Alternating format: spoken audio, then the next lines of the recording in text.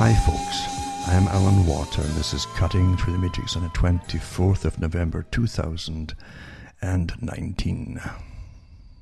I often, being human like everybody else, maybe almost everybody else, I get up in the morning and we all fall into the same thing because we are human, and we fall into the natural way of thinking about things when you're half sleeping and you get up, and that is the first thing in the morning, and you ponder things that you have to do and they'll come back to you again. And I remember someone recently, in fact, it was an actress, I think, who's got early form of Alzheimer's, and she said that she doesn't mind it so much because she doesn't get up in the morning and worry anymore.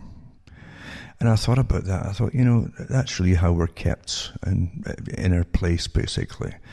For those who don't believe we live in a real super class type society, because that's how we live in it for sure. And we're kept by a massive regime of propaganda via all kinds of what seems to be information or media or whatever. And we don't question it. Most people don't question it. I do.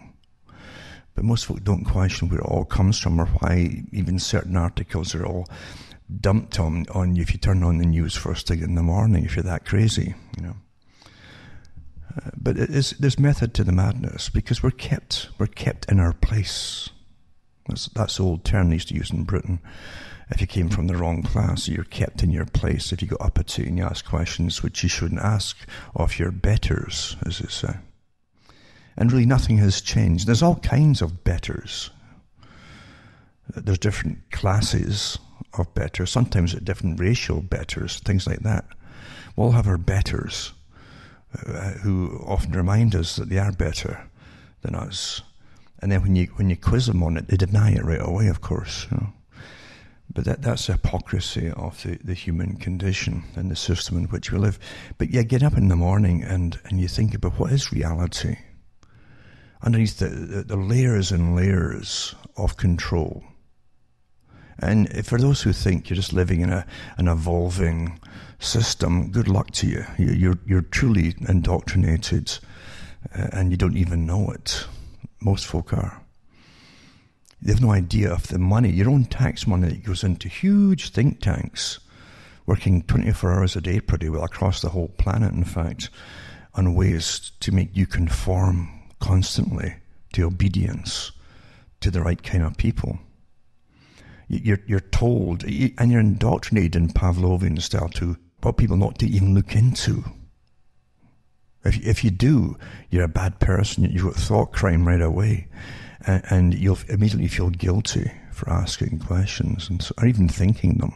And that's your self-policing that they prowled on about in the behavioral sciences for years at the United Nations. It's all here. But pretty well think about it. I was thinking about that really not so long ago. I don't have television. I don't watch television. And actually, maybe that's one of the reasons I'm still, I think, maybe partly sane. But when I do get a little clip or something sent to me by people to watch this on standard television or some modern series of drama, whatever it happens to be, it's like me looking into a different world altogether. See, I missed all the indoctrination that's gradual in everything that you watch on all these stations and channels.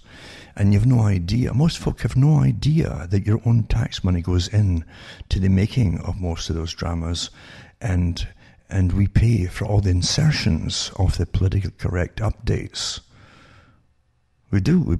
In books and dramas and everything, we pay for it all. It's all from our tax money, from the Department of Culture. Every country's got a Department of Culture that forks the cash out, and they decide where they're taking the culture. So we have nothing much to do with it except to absorb it and get poisoned by absorbing it, watching the trash that they dish out for you to accept. And it's all for purposes. It truly is all for purposes which most folk never even catch on to.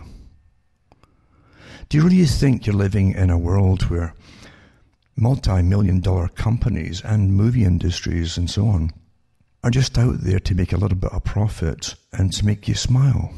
Do you really believe that? Look around you at your society. Nobody in the society, and it's been for a long, long time, can go through their family members and maybe even their parents and think that it's all smooth sailing and they've come through things really unaffected and they're hale and hearty, as they used to say, and well. Everybody's got disasters everywhere you look in their families, in themselves.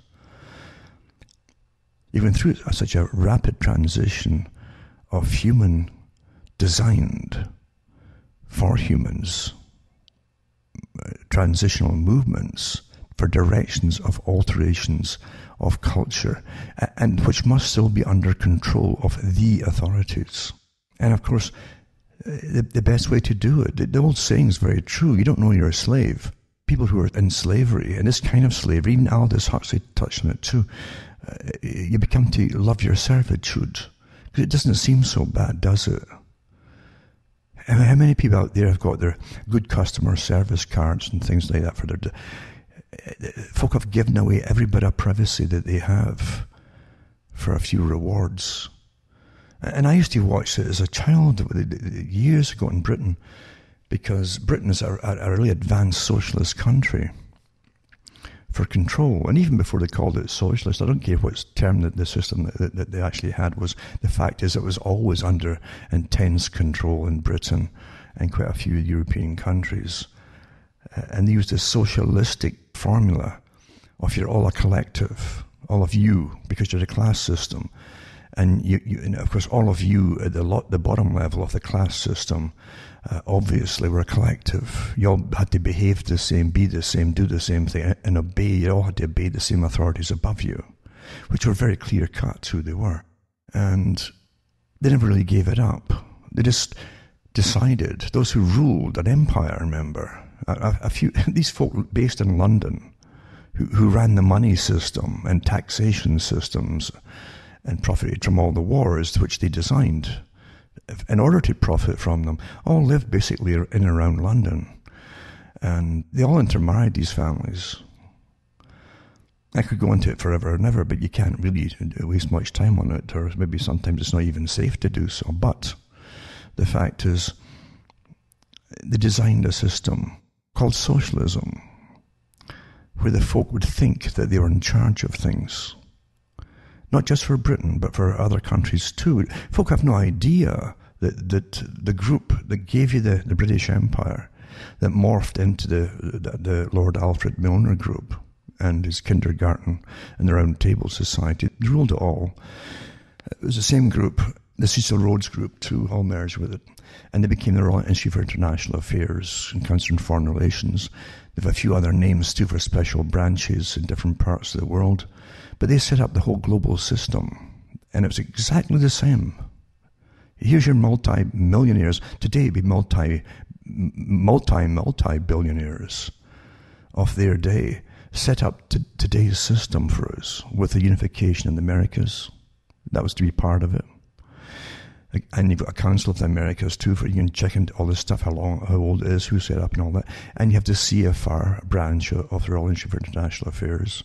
You have a branch for the Asian Pacific Rim Group. I've got all their different names and addresses here.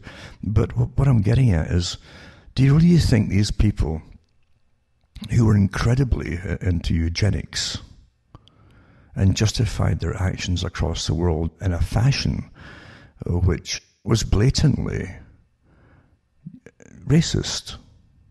These folk were racist about the British people, and yet here they were living in London, looking down on the peasant class. That's racist. They thought they were a different species, seriously.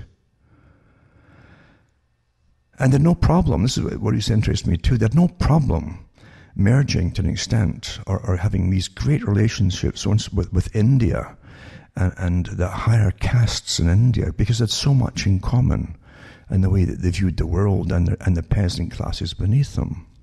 Incredible. And they all loved riches, etc. too. But with the world wars, which were necessary to create their system of control for a global society, which they would still control, and to lead us into it all, that to bring on world wars, they talked about it, they published their findings on what they wanted, and how to introduce it, and how the world would go into a United Nations type of idea. And then they guide us step by step, but with eugenics, into depopulation of certain countries. And it's quite fascinating to see that they wanted to depopulate the countries first, which they lorded over themselves where they lived, in fact. But not for themselves, but for the people who lived there. It was amazing about the British people, the peasant stock basically across the countries, because with all the deprivation that they had for centuries, and with the horrible conditions in which they lived, with poor hygiene, no running, all that kind of stuff, which we all know about. It was not a happy existence, but they could, just like today, basically they bring out the military for you every so often, and the young guys would see these guys in brand new uniforms, new clothing. That was really something exotic, and shiny brass buttons and things, and they'd join up, and just like today, be all you can be, and they'd join up and hoping to get some adventure and excitement and get out of the dreary system in which they lived at the time. Nothing was worse than where they lived, generally. You had these old smoky cities, and the folk had been crowded into them for the Industrial Revolution, and a lot of them didn't even have shoes and so on, for goodness sake. So anyway, they used them across the world to conquer other nations. But because they had this ability to be awfully obedient and well disciplined, they were awfully good at fighting other peoples. So once they'd done it all, you see, after the World War I and II, the same elite knew what they wanted to bring into the world. And the people that had most to worry about were the peasant classes that they'd use for the stock, for the soldiery and so on, because of their abilities of cohesiveness in warfare and efficiency. That's why they turned on their own people initially, first. And it was so astonishing when you think about World War II and the deprivation that the people had lived through, from the depression in the late 1800s, right in through the World War I and a depression, right? You're talking about basically famine-type societies that they created because of it, and rationing, right through the Great Depression, right into World War II, and right after into the 1950s. I mean, the folk really were treated like dirt. And at the end of it, they were still starving in Britain, because then the government signed on to a deal where they'd feed all the conquered countries in this war. And if you look at the photographs of the people back then, say at a beach, they looked like they just got out of a prison camp. These were the citizenry. And yeah, the nice smiling faces, because you've got that cheerfulness, that natural thing that pulls them through. But the fact is, they really were starved. And they had rickets and all kinds of problems with malnutrition. That was Great Britain that ruled an empire. But the people who ruled it all never suffered, even through the rationing periods. And so they got everything they wanted. They could always get it. They always talked about that, how they could get anything they wanted, and they did. But they were the first countries after that, the people, the stock of the people, to be hammered by massive psychological warfare. Never mind the physical warfare and malnutrition. But they were hammered because now there were to be a big experimental base for depopulation. And I really mean this. Is an interesting thing you should really look into, is the copious papers on eugenics churned out by the Darwinian societies and so on in the UK, and all the depopulation meetings that they had, depopulate. Even when World War II was going on, the King held one in London on ways to depopulate the stock after the war, when it was finished. So it hadn't been finished yet. And you take what happened in the 50s. There was incredible cooperation from certain segments across the world to take charge of the culture. Well documented too in different books, to alter the culture in Britain and in the US as well. And of course the British Empire went along with it right away, because all the countries were all connected so intricately. And they gave you, initially it was what they called the beatniks. The beatniks, who changed these guys that just wore pullovers had beards and greasy hair, and played jazz, this atonal type jazz, and they had, of course, cannabis, dope, marijuana, and they opened up clubs. And they tried to really make the youth get into this cool daddy stuff. That was the lingo that they used. They always give you lingo for their era, so the youngsters catch on to the lingo thinking it's their own, and it differentiates them from every other group. So they go right along with it. Oh, daddy-o, all that kind of stuff. Cool, man. And they really pushed it. And they have no idea, and I gave talks about that many years ago, about the groups that set up music is a technique of massive control and to change the culture. And there was a guy a man in New York City in the early 1920s, and the communists sent a group over. This man was he was more advanced in the jazz scene and the technology of it. There's always a technology that goes along with music, and they kidnapped this fella. A book was put out. They kidnapped him and took him over to the Soviet Union to really work on this, because they saw how this could affect young people. You must always grab the youth, and eventually you can bypass the older folk by ignoring them and make the youth think that they're actually leading, they're the avant-garde of some revolution or whatever it happens to be. So it's a cultural revolution. Well, you always go for the music first. Everybody loves music. And when you're young, your ears are far keener, and you even can hear higher notes and things like that, which you'll start to lose in your 30s and 40s. So it's very keen. And they can use you, and they can alter you to get you to follow things. Now, youth as well are more prone to club together, like an us thing, an in-group. And you can create that feeling you're an in-group, especially if you wear the same gear. And so they gave you they always give you the gear to wear, the uniform to wear for every cultural change. So back then it was the beatniks, as I say, eventually after post-World War II, that's really pushed. They tried jazz before over in Germany, different places from America, and tried to actually get the sexual revolution going. Then it didn't work too well, because there's always fallout if you don't have antibiotics and access to even abortion, you see. So they brought it back again after World War II, and they gave you the beatniks. So sweaty guys, long greasy hair, who were always stern-looking or stoned or whatever, same kind of thing, and introverted, and with this atonal jazz. But it just didn't take off. Some countries it took off better, right up into the 1970s, like some occasional clubs in Denmark and places like that. But most places in Britain and all that kind of fell flat, didn't work. And they tried to push that on the BBC.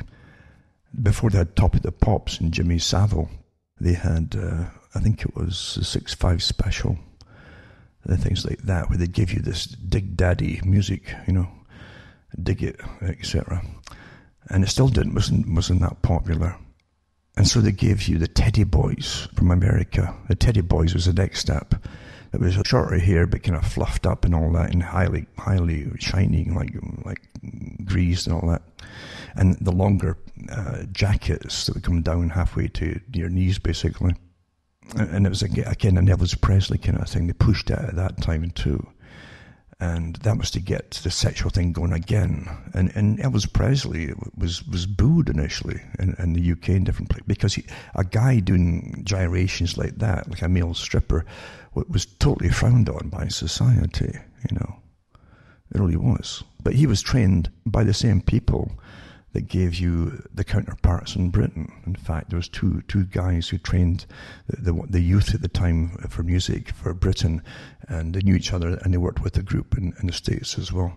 Gave you your main singers like Cliff Richard and stuff. Anyway, they gave you that went on for a while, but it still wasn't really taken off. I mean, youngsters were going into that stage.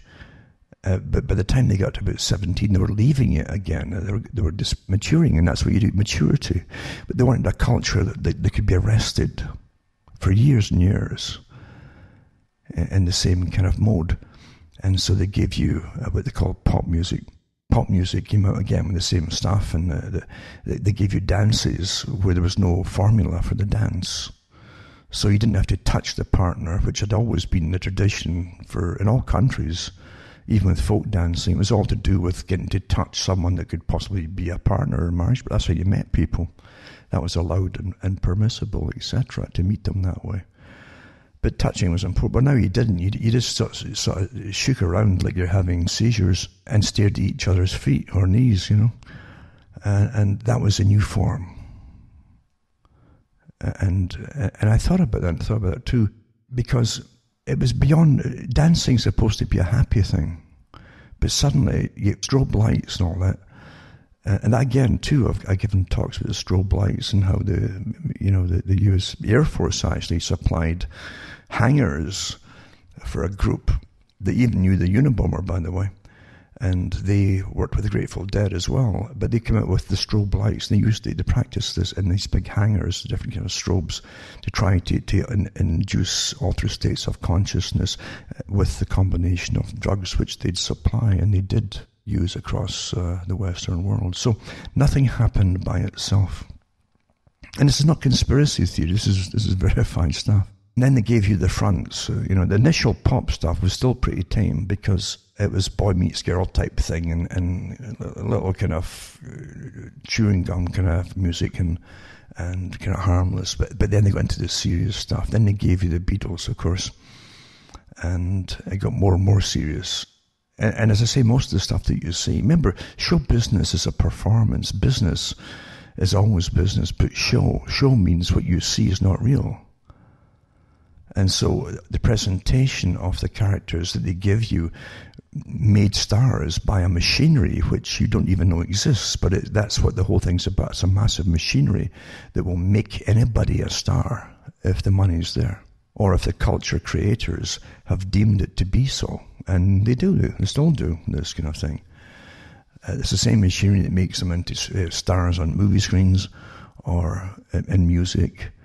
And of course, there's a huge machinery around all these big groups which they've given to you. And of course, they put them out as little garage bands. These guys just garage bands, all that nonsense. But they're all picked years before you ever hear them, and they're trained. A lot of them were really junior actors, in fact. And can be picked out of lineups, put together and formed a band. However, they're promoted as like the best of pals because youth like to identify with them. It's a natural thing because they're more in common. They're about your age group or maybe a little bit older, and they're just stumbling along and made it good, and you feel great for them. But you don't know that there's a huge machinery that's made them who they are. That's why a lot of them can't stop, by the way. You don't realize the money that goes into making them to be the stars that you're all going to follow. And they still pay off so much. You wouldn't believe it. They're just part of a massive business, the ones that you see in here. A small part of it. And there's a lot more still paying off all the money. Some of the money went into them, and a lot that they've borrowed too along the way, because they're always blowing more than they earn. And so they can't stop. When they're signed on for these records, they've got to keep producing, you see. So to an extent, their life is not their own. Massive machinery. But where I'm getting at is what you're seeing is step-by-step changing of the youth. Something they've been at for a long time. Starting with jazz, the tonal stuff. It didn't take too long. They tried it with the jazz, with the sexual elements, and they brought lots of bands over from the US to Europe and Germany, trying to really get it going. It didn't work too well. And again, the Germans weren't too happy of what was happening to their culture. It seemed to be a deliberate takedown of culture, and it was actually. It didn't happen by itself. It was a deliberate attack on culture. And yet you have no idea how orchestrated and how in-depthly studied it was and how it was promoted and produced.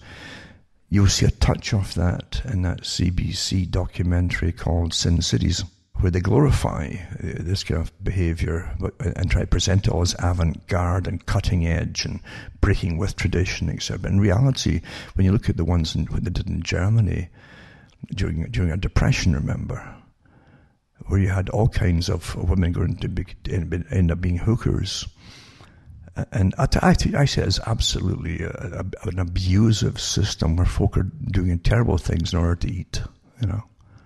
And yet this is hailed as a great breakthrough of liberation. It's disgusting. To me, that is, you know. So again, had a backlash from Germany. Even Hitler got in because of a lot of things that were happening then too, with the communism taking over, and what was happening in Berlin with again, it's a sin city, where a lot of its income was coming from drugs and massive kinds of prostitution of all kinds.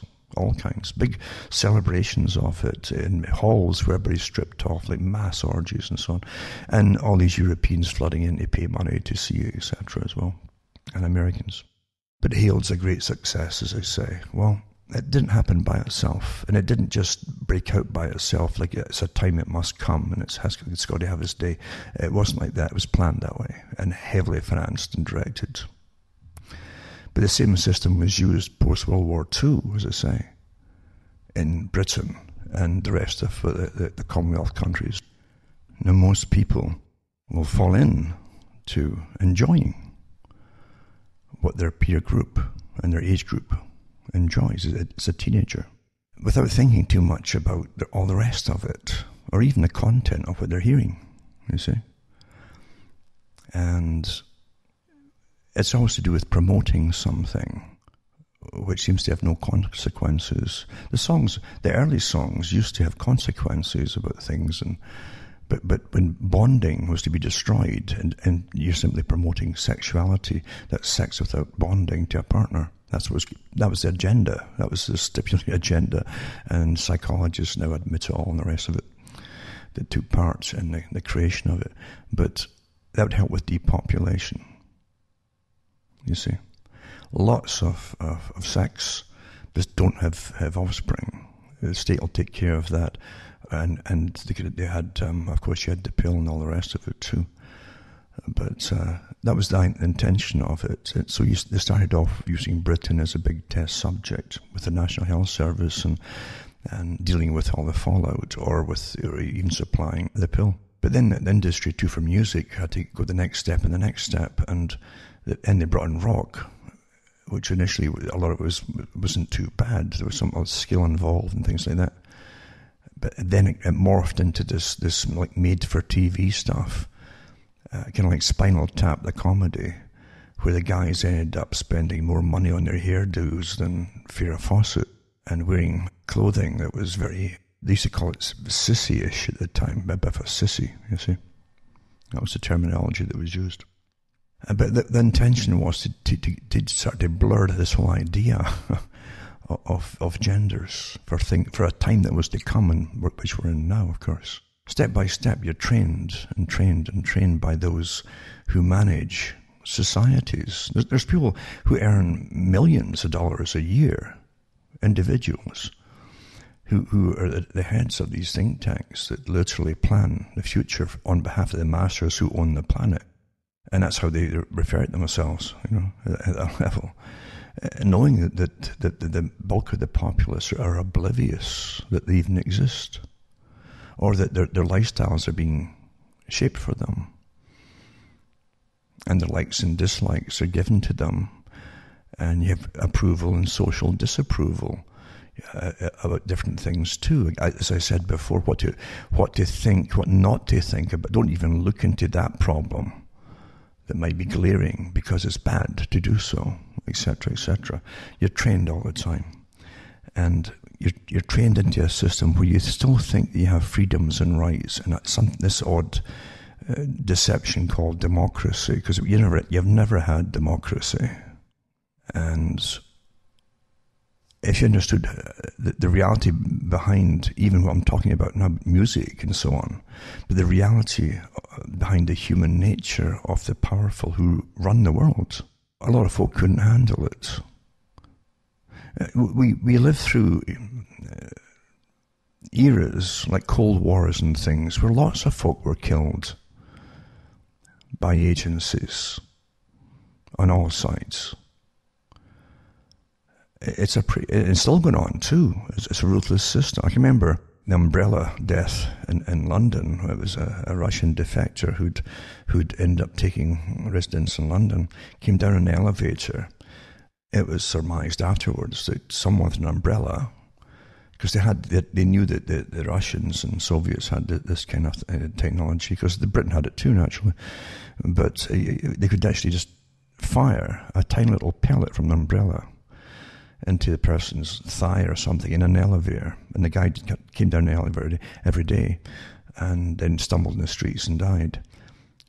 But someone found in the autopsy room this tiny little pellet just under a little, it wasn't even a blister on the skin.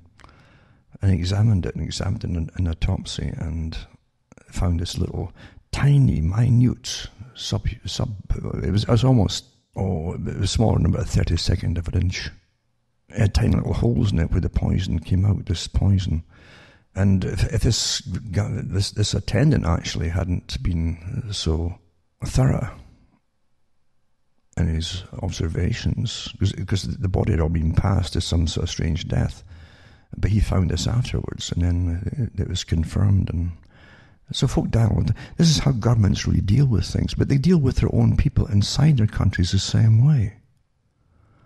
You've got to get off of this we've got our rights and we've got this law and justice. Look at this mess of the US right now. Look at it. The whole world's looking at this. Sometimes I have to say this, the people across the world and in Europe are more aware of what's happening inside America than people in America and the US. And sometimes you have to stand back outside your own little enclave of reality and see things more intensely and intently as they really are. Of the power plays inside the US for the last couple of years, what really is open rebellion is what you're seeing too. Of what they loosely call the deep state, but it's much bigger than the deep state, because I won't go too far into it anyway, but the fact is, you can see who's rebelling. And unfortunately for some, it's showing a lot of the people in control of the US. And of course, they're going all out right now to silence any inquisitive voices or demands from people. Because it is so obvious, isn't it? If you end up getting a one-party state, then, which is the agenda, of course, for a global agenda, you have to have a one-party system. It'll have all little categories of special, looking after special rights of special groups and so on, and minorities and new and old minorities. And old minorities will die off, basically. And they'll find new minorities as time goes on. This is why they'll do it, to make you think that you've still got rights and that, and they still care. But you're living in a totalitarian system in reality. How many folk were asked about free trade to begin with? And it was stuffed down our throats. We live in a it's a post-everything society, definitely post-20th century. And the 20th century was heavily under attack. That's when most of these things were going on. Destruction of the family unit, the Communist Manifesto, of course. And sexual promiscuity was encouraged without bonding. Bonding was taboo. Massive street drugs and legal drugs getting pushed like crazy during the interim periods of between marriage and so on, and destruction of the unit.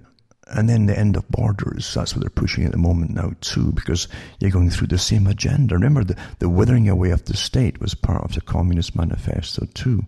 Karl Marx talked about eventually the state, the nation state would wither away. Well, here you have this, and where have you seen it published anywhere? Like, the countries have signed a borderless world. It hasn't been published, not to us anyway. But you're seeing the politicians attack anyone. So they're in the know, but we're not. They're in the know that this is time now to abolish the borders everywhere. So anybody who stands up and still wants to retain a border is being severely attacked by the big political groups out there. It's obvious, isn't it? We know this is in your face. So you're living through an agenda which the ultra-elite want, which has the appearance of socialistic control and socialism, which is the same as the communist agenda, which is exactly what Carroll Quigley said. We're often mistaken, he said, for communists, being the CFR, the Royal Institute for International Affairs. because their goals have so much in common and their techniques that they use are so similar. Well, it's pretty well the same, except at the top of the elite isn't some Politburo that pretends to be elected by the people. It's an ordained by the elite, and you've no say in them. You're not even supposed to know they really exist. But it's there, all right. And below it is a huge scientific class working for them in all kinds of areas, in laboratories and think tanks and everything else. So that's the system in which we live. Now, I've prattled on long enough about this. I wasn't going to go into this too much, but except to say, you have no idea that it continues. Most folk is get up in the morning, you have your worries, oh, I've got to do this and I've got to do that, like I mentioned earlier, and then you get on with things as best as you can. Because you still have responsibilities and so on. You have to still get through the day and do things. But whatever you do, don't just expect it. I hope you don't just turn on the news and get downloaded with the latest propaganda. Because most of what you're getting today is incredible propaganda everywhere you look. It's in your face. In no time at all, most folk have given up almost all the rights that previous generations fought for. Think about that. Think about it really, really hard. And realize that for privacy, just for privacy alone, most folk didn't have the right to privacy from authorities. And you've given it all up because you got to be kept safe from terrorism, says the tyrants at the top. Give it all up. And then they bring you into a computerized society and a Wi-Fi society. You understand that there's book after book that came out with this stuff from players near the top who love to boast about it. And they mentioned how they're going to bring us all into this kind of society and demolish your privacy and then train you all that this is normal. Isn't it amazing how new normals are created for you? You adapt right into them without thinking. Without even getting a clue that massive think tanks have prompted and goaded you and moved you along in a certain direction. You don't even know that's happened to you. You just do it. Who would have thought, as I say, that for discounts at stores, folk would give up all their private information and let authorities across the planet know everything they're buying and what they're eating and everything else individually and what their interests are for a discount. And for high definition, and for all the different ubiquitous appliances of nomadic devices of Internet of Things that you're all getting, you can't get enough of them because as long as they're advertised, I want now, you know. Until you got little hubs there, and you got all your different gadgets speaking to you and speaking to each other, and no matter what you do in the house, it's getting communicated somewhere else all over the place. So, what a sad thing, isn't it? It's been too easy to dominate the public and get them to give up all their rights. And for high definition TV and so on, the most hypnotic thing ever devised. Who'd have thought they give up all your rights for pretty lights, pretty flashing lights? Well, these are prettier flashing lights than the old flashing lights. You know. Prettier. And they're watching TV sets that are watching them. Isn't that astonishing? And that's why they always let, every 20 years another bunch die off. It's like 20 years. That's how they work it out in sections of us dying off, and the folk who won't pass on stuff that's happened to them if they've got the ability to even pass on. Here's an article, here's an example. And I was looking, before I get into this a little bit, I did wonder what you'd talk about, because everyone knows what's happening, as I say, in the States right now. You all know about it. You're going through a psychodrama. You're meant to be involved in the psychodrama. All sides are participating in the psychodrama. And everybody wonders why Trump isn't trying to cut in and allow all the folk who voted him in to cut in and demand and pass resolutions or even orders in council or whatever they call them there in the States, but pass them to get rights for people to speak. and to use the internet safely and all the rest of it, but he won't. And you say, why won't he do this? Well, maybe he's playing a part too. Here's a thought you should really consider. The agenda, and I remember talking about this in the 1990s, when Bush Jr. was in, and there was a big kind of a mellowness in society at the time, leading up to 2001. A lot of things were happening, and they were even passing omnibus crime bills, which are anti-terrorism bills in reality, in Canada in 1998, in preparation for 9/11 coming along, obviously. But I can remember thinking at the time that there's such a void. There's a kind of void that's missing in society at times. You feel it, it's in the air. The reason is because everything that made sense and made purpose has been destroyed. That's part of it, folks. That's a big part of it. And it was all deliberately done. They knew there'd be this kind of despair in a sense. You wouldn't have purpose for being. You wouldn't get mated up and married and have children, things like that. Things that nature demanded of you, whether you liked it or not. And so they had all these kind of things worked, these scenarios worked out, and how to use drugs down the road, which we're now in, to take us away from that, and then the wellness programs to try to fill the void that's been left from nature, being kicked out of the purpose that it's really there for. So they give you these substitutes, you see, these fake realities to live, or fake themes to live through, etc. But here's one here, this article here. The psychology of privacy in the era of the Internet of Things. Everything that's happened to us was planned to happen.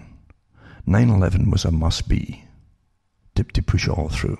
I think so many of us knew that at the time too. Or maybe not, but I certainly did, and I talked about it too. And this article is from 2017, and it was a CNN report that talked about the recent WikiLeaks document dump. They talked about the Samsung TVs, for instance, that allowed hackers to remotely switch on TV cameras without alerting the owner. Well, the owners often didn't know the cameras were there. But anyway, it says the exposure by WikiLeaks of possible CIA spycraft highlights the unraveling of cherished ideas of privacy at home as we enter the era of the Internet of Things. A world where many, if not all, of the objects surrounding us are smart and therefore accessible to hackers. And see, they give you terminology too smart, right? Yeah. Spyware. It's spyware, folks. But it's smart, right? No, it's just spyware.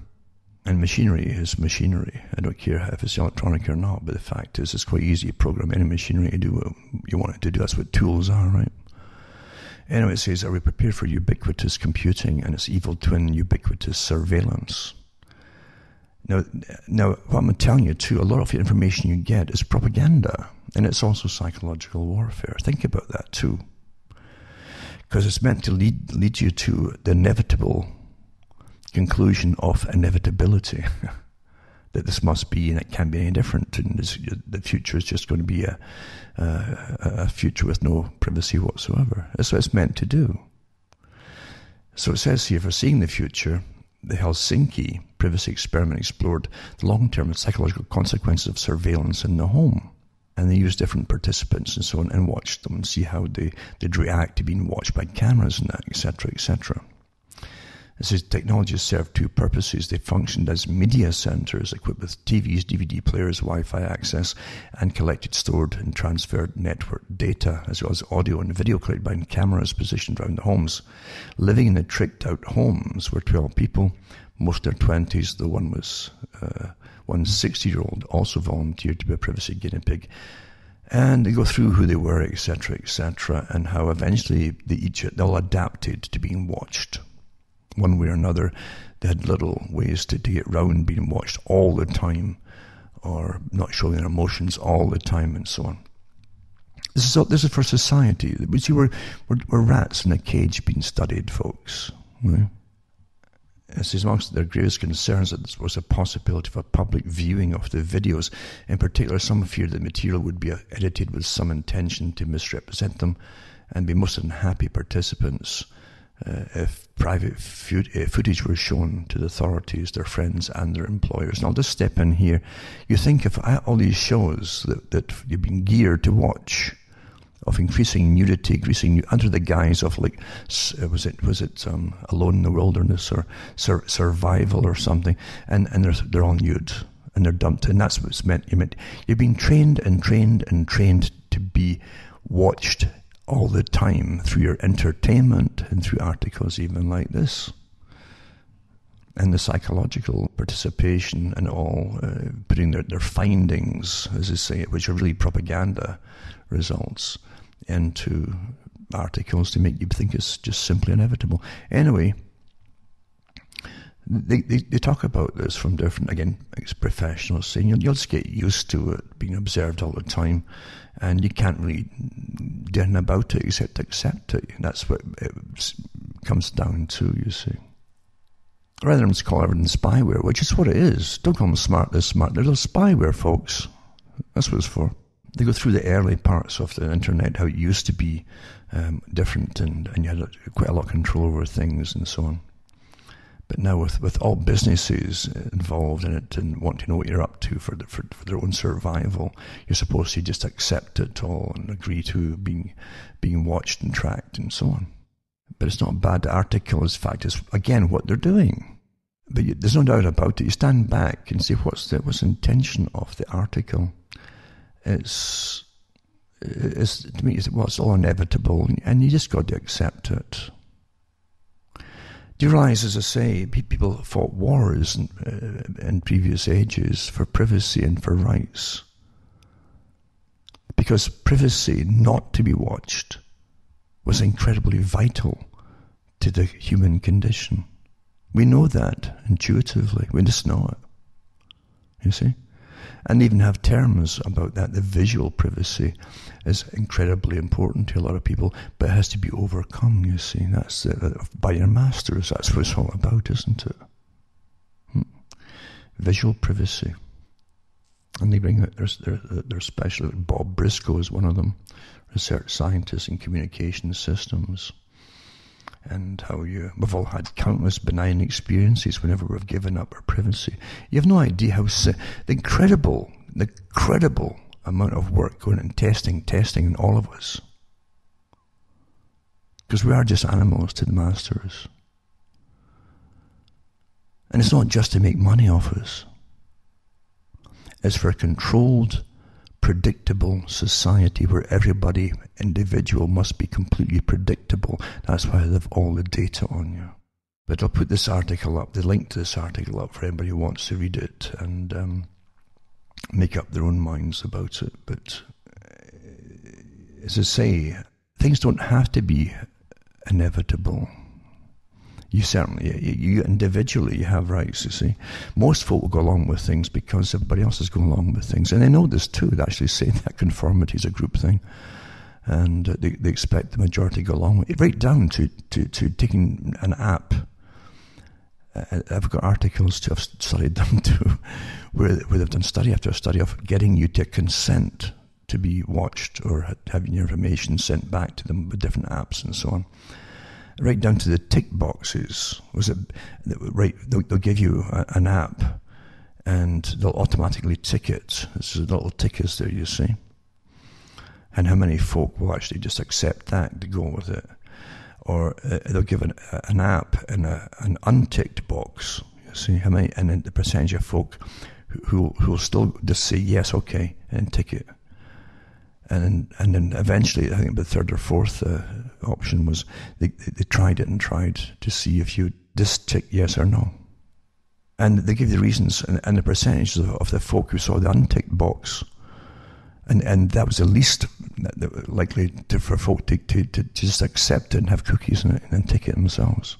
Because it was empty, which made you suspicious. Think, well, why didn't they tick it off themselves? It must be something really bad that they're hiding here. You see, they all figured out. And the one at the end, yes or no, was actually a salesman's technique. It worked much better. Because even with the ad, you get a feeling they've been prompted, hurried, you see, to say yes or no. It's like a sales pitch. If you don't say yes or no in 5 seconds, that's the impression you get. To lead up to it through different, very, very hidden techniques to lead you up to that quick decision, and to sort of say, oh, okay, yes, and that's it. So that was the best performance of all of them. It's just so important to have all the data on us. It's just incredibly important, isn't it? But everything out there, as I say. But now think. Getting back to Donald Trump here before my time's up. You're going through a psychodrama, and back to the 90s, as I said before, where they talked about a one-party system. If it could be made, if the public could be made to think that everything's just so dysfunctional now, nothing's going to work because the governments just can't cooperate and get things done, etc., etc., then you'll have chaos. You'll have people being fearful. You always create fear, you see. And slaves really are so used to having masters that they get fearful when they think there's going to be no masters, or the masters are dysfunctional or not taking care of business, you see. But it'll come out eventually. It's just so terrible that here's a new system. And if they can bring in a financial chaos alongside it at the same time, they'll bring you the new system, and you'll want them. In fact, you'll beg them to give it to you. And it's already, all they'll do is blow off the dust on it, take it off the shelf, blow the dust off, and present it to you, and you'll all accept it. This is how things are done. The new system is so important for the elites, who've been using basically one of their main groups right now, the Trilateral Commission, that the technocrats that go across the planet really getting things done behind the scenes. They're not responsible to electors. They've been using them for years and years and years, since Jimmy Carter's day. And it'd be much easier if you just put the professional experts in charge for a new governmental system. Everything that we were taught to fight before against tyrants, to preserve democracy, etc., etc., you'll be told you have to go this way because we need efficiency now. Now, here's the thing. In a society that's free, you can't have efficiency. Efficiency would negate all choices and freedoms. You have to have it at a level where things function, but they function towards the human condition, not for the master's efficiency. Now, I just want to go into this article I mentioned before. It says Rubio Cinema Tillis introduced Bipartisan Threat Assessment Prevention and Safety Act of 2019. They also call it TAPS. And what an amazing program it is. I knew it would come, actually, I've said before, where they can monitor everyone for a threat assessment. Now, this is going to spread to all different areas of psychology too, and behavior. And eventually it'll be down to your opinions, and so that's a threat. Just your opinion might be a threat. Just vocalizing something, or even a thought, or even a question could be taken as a threat. That's where they want it to go. If you've noticed all the articles about hate speech recently coming to the fore as a front to stop you asking the right questions, or questions which are begging to be asked. It's awfully important to realize what's really going on with these different acts. Very few acts are put out there for the reason they tell you. We're lied to so commonly that most folk don't think about it. Here's an article too. The EU court, the European court, big tech must censor critics of politicians worldwide. I can remember when Bush was in, and they had their wars against Iraq and so on. And the whole push by the deep state at that time was something called, it was all hitting against anti-government protesters, anti-government complainers. It was all the different groups inside the States at that time, and there was many of them, that was the alternative to the regular media on radios. And they had all kinds of well-educated people giving their talks about the system and what was happening. It's all gone now. So it's the same thing again, but now they're pushing for all censorship of critics of politicians. It's just another version of anti-government. So it's just calling out inept, traitorous and corrupt politicians among Europe's ruling class online is officially banned worldwide. They banned it worldwide. Don't we understand this? After usurping authority over the people and nations of Europe, a European Union court just ruled that US-based social media companies must comply with anti-free speech decrees by European authorities. Under the ruling handed down by the so-called European Court of Justice last week, judges made clear that the criticism of a fringe political figure must be censored all over the world, not just inside the EU or in the specific nation where the authorities considered the speech illegal. Critics called the move Orwellian and crazy. The case in question involved Eva Glavishnik-Piszek, a far-left Austrian politician with the totalitarian Green Party, who was ridiculed on Facebook by her critics. Amongst other criticisms, she was referred to online as a corrupt oaf and a lousy traitor of the people for her extreme political views. Obviously, these were the opinions of the authors, you see. And another critic blasted the Green Party for being fascist, a fascist political party.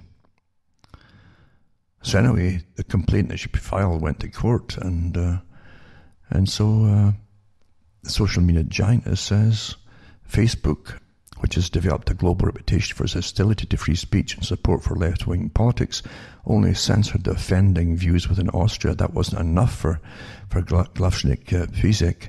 She did not want anyone anywhere on the planet to be able to read what people thought of her or to post anything, so she appealed, and after winging its way through the nation's legal system, the Austrian Supreme Court asked the European Court of Justice to take up the case. So it is ruled that free speech is ruled illegal in one EU member state. The technology companies must censor it all over the world. So that's where it's supposed to go, you see. And any excuse will do. Because I've said before, this is what they try to stop people from criticizing anything happening in government or the corruption in government and so on before as anti-government. Now it's just gone into this. They can't criticize politicians, same kind of thing. Germany's online crackdowns inspire the world's dictators. An anti-hate speech law written in Berlin has been copy-pasted by authoritarian regimes from Caracas to Moscow. And there's just another article too about it as well. The crackdown began after 2015 when Angela Merkel's decision to welcome more than 1 million refugees and asylum seekers was greeted with a tidal wave of protests ranging from derision to visceral hatred on social media. The anger migrated from the online trolling and memes of keyboard warriors into actual attacks on refugee centres across Germany. It's much, much bigger than that. The fact is, you're going to lose your rights to say anything, and that's the purpose of the control of the internet and control over what you think and say, and so you're being punished by things. It's also the same as China with its social credit system. You get all the different little tick marks if you comply, and obey. But if you say anything that's politically incorrect, and they'll always let you know what's politically incorrect, then that's how we're all graded, etc. So the vast majority of the public will always conform, and it's only people who have a sense of justice and the lack of justice really stand up at all, in all ages, I think. And of course, they're always the problem for those who want to who are dominating you and want to continue to dominate you, and don't want you spreading seditious thoughts of freedom around. It can be terrible for controlling the public. Another article, I'll just finish with this too. It's with look at all the satellites that's getting tossed up in the air. This article here is about SpaceX satellites. It says may block view of the stars, astronomers warn. And this is after Elon Musk's SpaceX successfully placed all 6 of its first Starlink V09 satellites in the orbit last week. Astronomers and astrophysicists alike have been expressing their concern over the light pollution they could cause. Now, you got to remember that there's some these characters throwing up thousands of these things, and they've got thousands more to go. It says these were just the first 60 of a planned 12,000 satellites from SpaceX, which is going to use them to beam internet to the ground by 2020. Now, have we been asked about this? Are we asked about anything that matters? Like the geoengineering has been going on for years. Were we ever asked about it, what we thought about it, or would we mind? Of course you're not. And yet you keep prattling about democracy, and then you go and vote.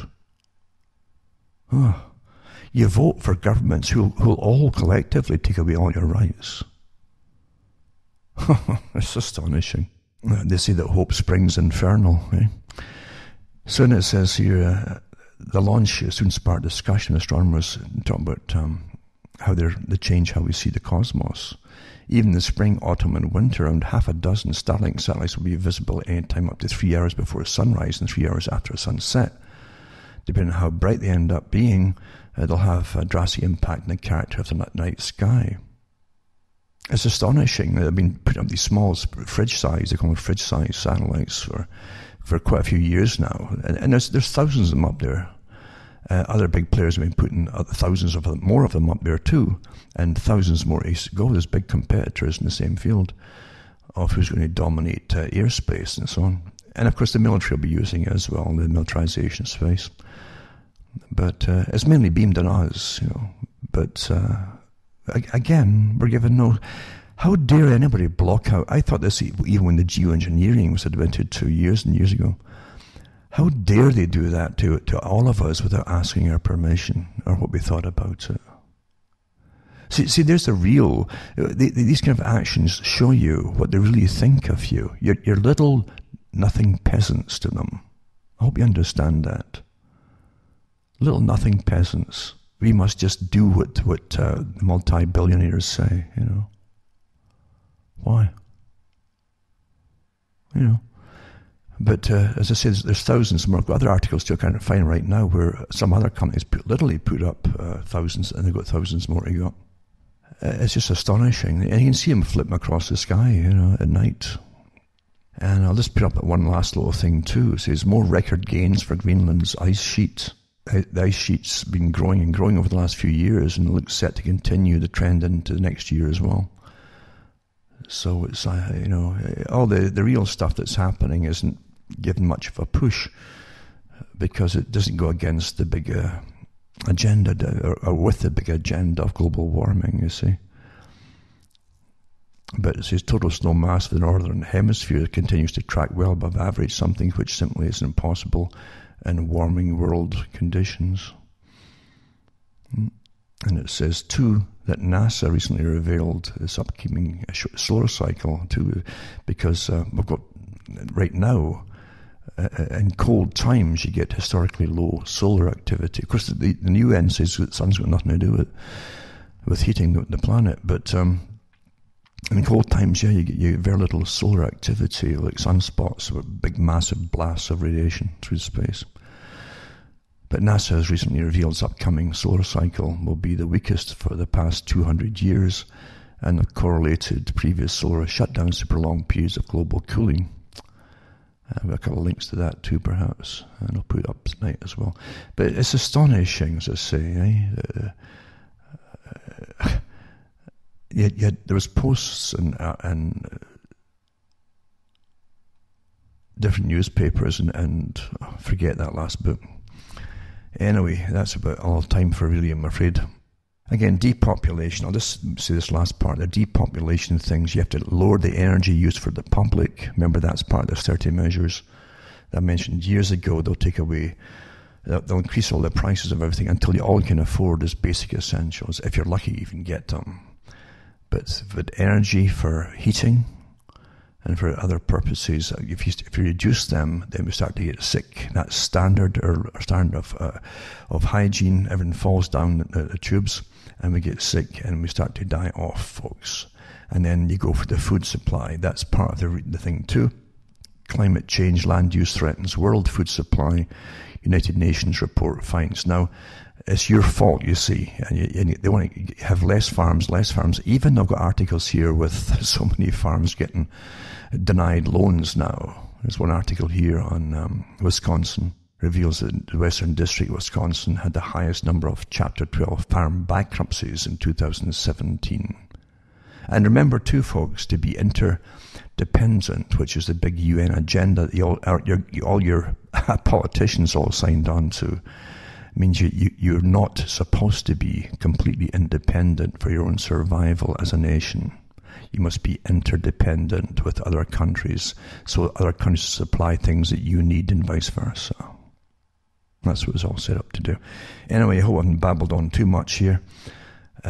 Just start thinking about things, folks, and realize that we truly are so incredibly micromanaged now with propaganda. The most folk either switch off or just accept the standard stuff they're being fed. It's rather sad, but we've never lived in an age of such intense propaganda, direct from the sources that just churn it out because of our ubiquitous communications devices, as I like to call all the Internet of Things and so on. And you just switch it all off and get a peace break once in a while. That's what you have to do. Think about it, and then really think why things are happening the way that they're happening when things don't make sense. As I say, we're going through a huge psychodrama, and it really is. When things don't make sense, you're going through a psychodrama that's intentional, and different actors play their parts in it. That's intentional too. For myself, Alan Waterman here at Canada, it's good night to me. Your God or your gods go with you.